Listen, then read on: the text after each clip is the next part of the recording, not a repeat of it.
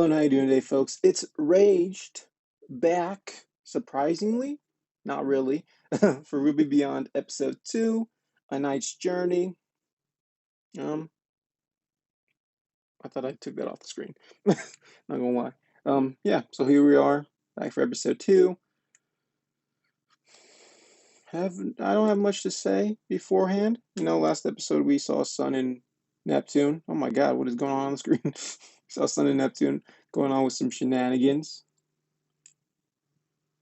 So, let's see what this is all about.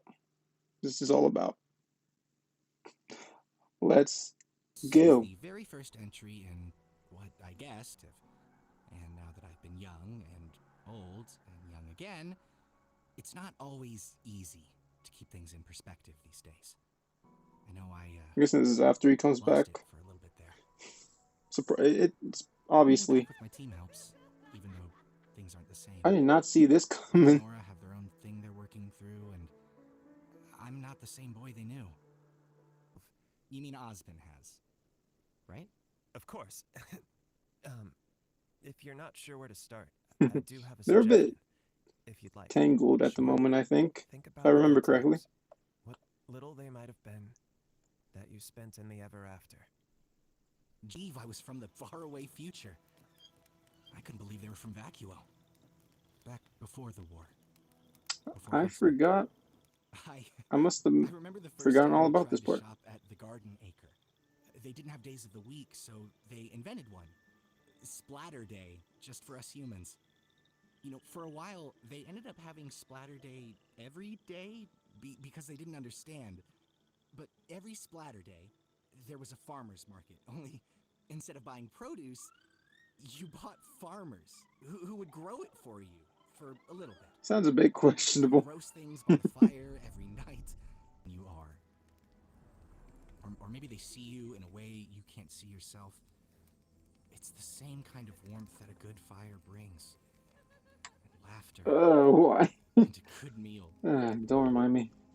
I see those campfires all across Vacuo at night. Do you think we're gonna make it? Around that campfire, did it matter?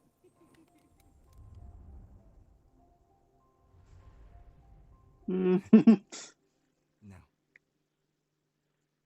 No, I guess it didn't.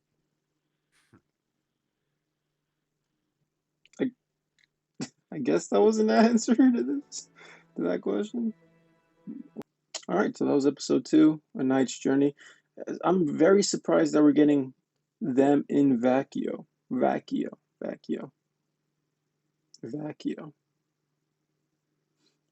Them, John back with the team. I expected this to be kind of in between Volume 9 and 10, which it probably is, but we're just jumping right into them already. Them meeting back up and hanging out already. It's very interesting. Not gonna lie. I'm curious what this means for Volume 10. I just was thinking. I had like a week to think about this whole thing. It's weird because I think this is kind of the perfect place for RWBY to be, to go back to a smaller, less budget, thing. Because when I think about RWBY, the best moments were for Volume 1 through 3, and that was definitely a smaller team and a smaller scope on the project. So seeing this show kind of reminds me of those volumes. I don't know if it's going to be any good in the long run. I think it's enjoyable for sure. It's not. This episode didn't have comedy in it. It was a short little thing, just dealing with John's past. All the traumatic stuff he's been through. So I can't tell you if this is going to be good or anything, but I do believe this is where RWBY kind of shines. RWBY is meant to kind of be a smaller thing, and yeah. So I have hopes for this to be really good. But who knows how's it gonna turn out? What's Volume 10 look like? Who knows? We're gonna get more anime RWBY content like Ice Queendom or what? Who knows? I don't think they know even. So But overall, I think this was an enjoyable episode. It sucks because one of my biggest critiques for how they treat John and Ruby herself is that they kind of just shove so much of the same traumatic shit their way. And it's like we have to keep we've had to deal with them dealing with it a couple times already. Like the same stuff, losing friends, losing people they love, all this, like the same kind of obstacles. They keep recycling. And I'm kind of hoping for this to kind of volume 10 and the rest to not deal too much with that. I think we've got enough trauma dumping on Ruby and John that maybe it's time for like characters kind of just to win. Maybe not completely, but this to be the road of victory now. This is the end game. They're gonna start winning now, you know. But who knows?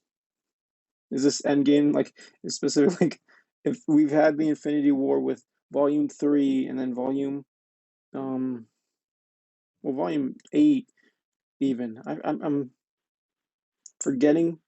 I know they fought that giant robot in Haven. I don't remember what exactly happened at Haven Academy.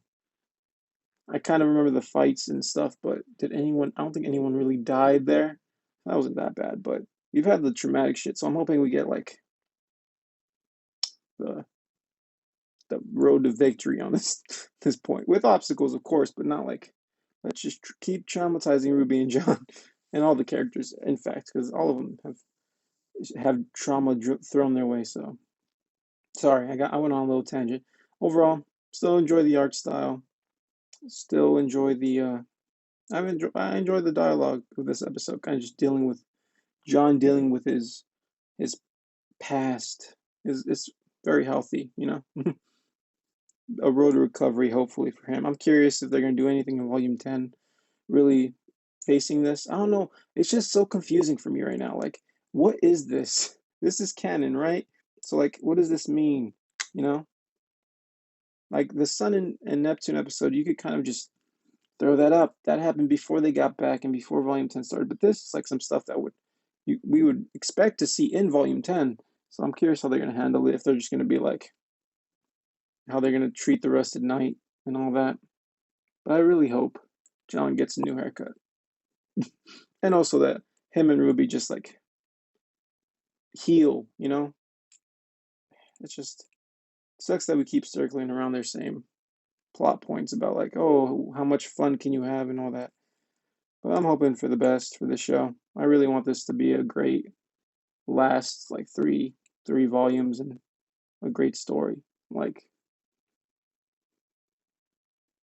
you know, I've loved this series when I found it around the end of volume 3 or maybe right before volume 4. And it sucks that it took a turn that I didn't enjoy. At least I think I'm not the only one that feels this way, but I don't know if that's the popular way or anything. But this has a lot of potential behind it, and it has a lot of love, and like I understand, and I hope for the best for this series. I honestly do. So I hope this ends up good. Ends up good for me. I'm being selfish, but everybody, but especially me. That's it. If you enjoyed the reaction, it wasn't that much of a reaction. It was a lot of just. It was a lot of just like a somber little thing. So I couldn't really react much except interrupt dialogue, which I don't like doing, but I got to do something. So if you enjoyed the video, give it a like. I'll be here next week for episode 3. Check out the channel and consider subscribing.